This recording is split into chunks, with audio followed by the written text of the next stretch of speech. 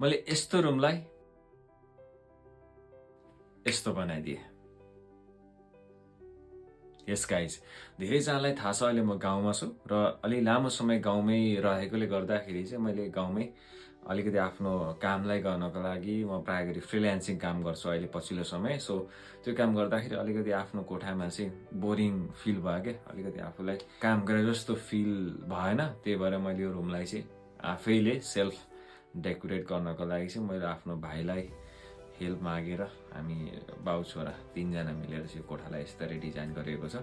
सुरुमा चाहिँ हामीले यो सबै कुराहरूलाई सफा गरियो, भित्रको सबै कुरा निकालेर चाहिँ यसमा हामी प्लास्टर गर्नेवाला छौँ। अब प्लास्टर गर्नको लागि चाहिँ यो गाउँको घर हो, पहिले माटोले लिपेको थियो। यसलाई सुरुमा चाहिँ उक्काउनुपर्छ। हामीले चाहिँ दाजुभाइ मिलेर पुरै ट्याङ ट्याङ ट्याङ ट्याङ ट्याङ हानेर चाहिँ यसलाई उक्काइसक्यो र उक्काइसके पछाडि चाहिँ यो भित्रबाट निस्केको माटोलाई चाहिँ पुरै भेचाले झ्याम झ्याम झ्याम झ्याम बोरामा प्याक गरेर चाहिँ कुटुटु बोकेर चाहिँ हामीले चाहिँ तल लगेर फालियो होइन। त्यस पछाडि चाहिँ प्लास्टर गर्न सुरु गरियो। सुरुमा चाहिँ बाउले पुरै झ्याम झ्याम झ्याम चाहिँ प्लास्टर गर्न थाले, भाइले पनि त्यहाँ रुचा लगाउन थाल्यो। म चाहिँ आएर एकछिन यसो अवलोकन गरेँ।